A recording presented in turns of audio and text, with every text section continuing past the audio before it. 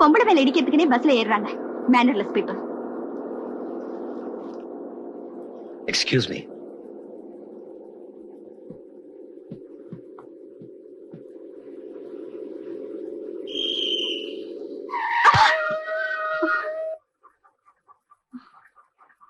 Excuse me.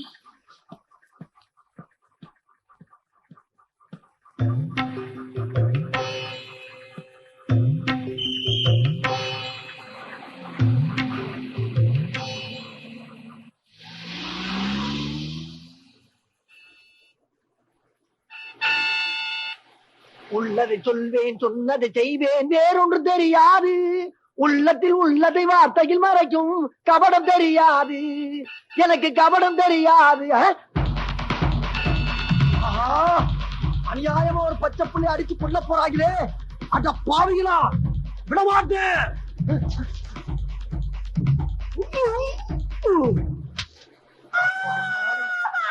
ஒரு உயிரை காப்பாத்துறதுக்குள்ள ஐயோ, என்ன இங்கிட்டு வராம அங்கிட்டு போறா? ரூட்டை மாத்திட்டாங்களா?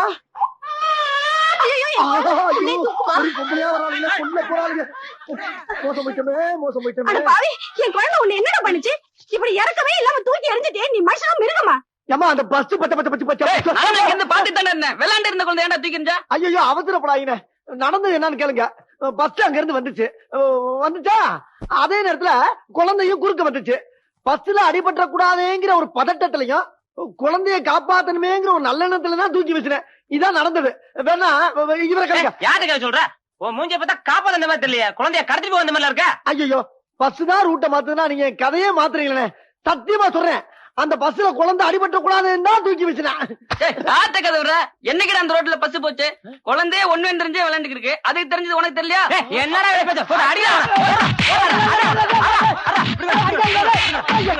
இனிமேல் இந்த பக்கம் பார்த்தேன் தொலைச்சு விட தொலைச்சு. ஆஹா, இனிமேல் உள்ளதையும் சொல்லக்கூடாது, நல்லதையும் செய்யக்கூடாது. யார் அவன் பிள்ளைட்டு கிடைச்சது? இன்னுமா?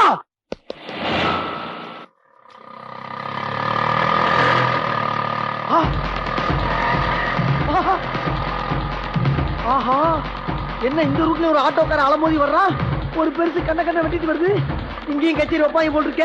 முருகன் சார், உங்களுக்கு தேவையில்ல, திரும்பிருங்க சார். திரும்ப வேணாம், திரும்பிருங்க சார்.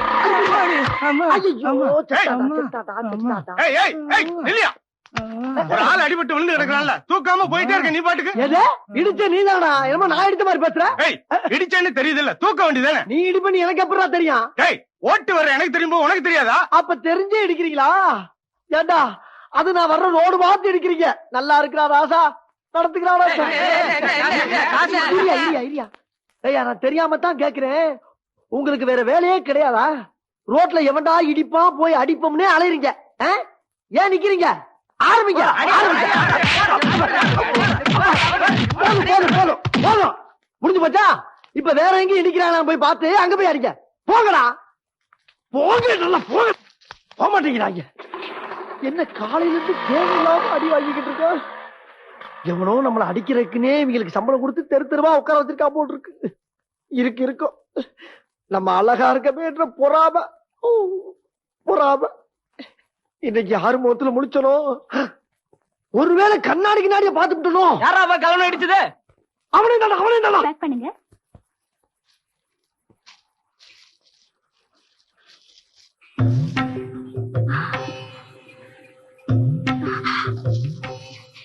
Thank you. ரெடி பண்ணி வைங்க, நான் அப்புறம் வரேன்.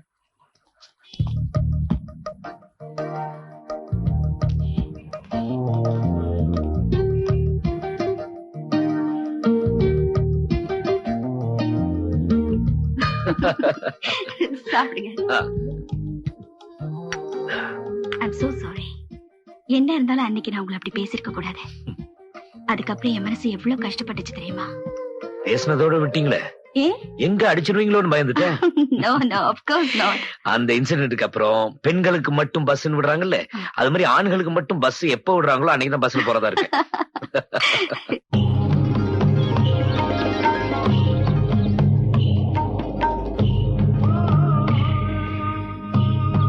உங்களுக்கு கவிதைகள்லாம் பிடிக்குமா? ஓரளவுக்கு. உங்களுக்கு? உயிர். எனக்கு ரொம்ப பிடிச்ச கவிஞரோட கவிதை எல்லாம் இந்த புக்ஸ்ல இருக்கு. இதையெல்லாம் என் உயிரை விட பத்திரமா பாதுகாத்து வச்சிருக்கேன்.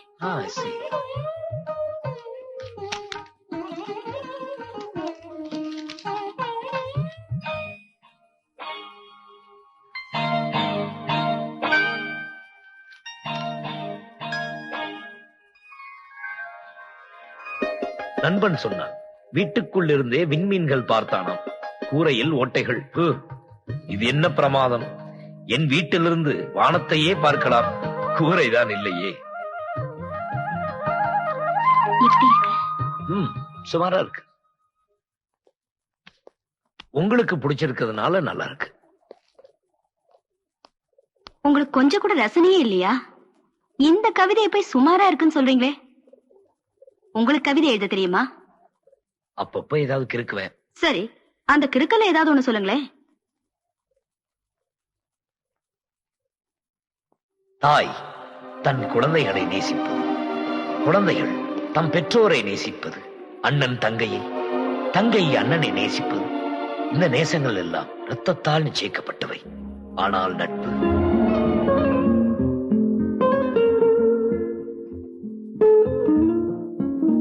பிரபாகர்,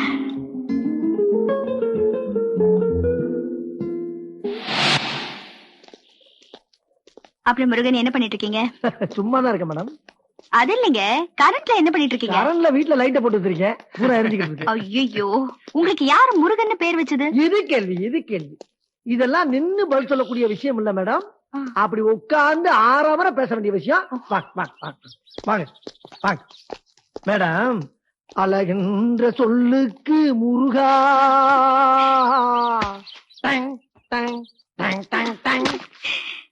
மேடம் அழகுக்கு மறுபெயர் முருகனா இல்லையா? அதான் யோசிக்காம வச்சுட்டாங்க. அப்புறம் ஒரு முக்கியமான மேட்டர். இப்ப நான் சொல்ல போற விஷயம் இங்க சில பேருக்கு பொறாமையா கூட இருக்கலாம். அதுக்காக உண்மையை மறைக்கப்படாதா இல்லையா? சரி, விஷயத்த சொல்லுங்க. உண்மையா பொய்யான்னு அப்புறம் முடிவு பண்ணிக்கலாம். மேடம், சின்ன வயசுல சும்மா தக தக தக தக தகன்னு தங்கமா மின்னுவேன். மின்னுவலடா, உனக்கு தெரியாது.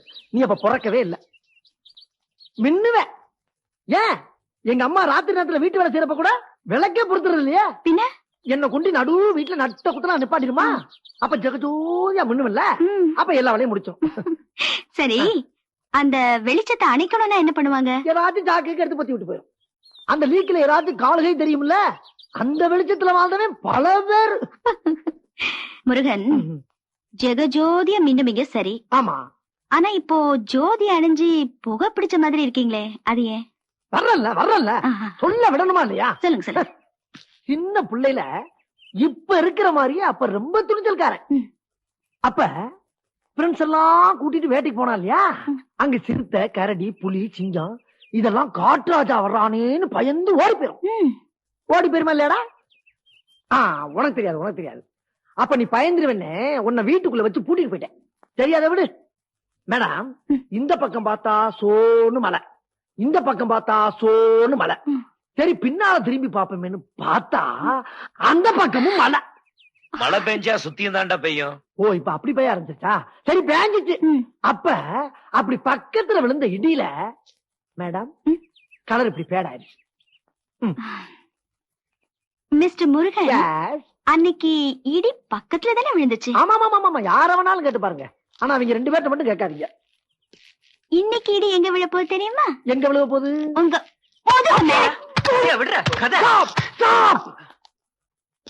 ஒரு நிமிஷம் எல்லாரும் அவங்க கையை தொட்டு பாருங்க. ஏதாச்சும் எலும்பு நொறுங்கி இருக்காரு.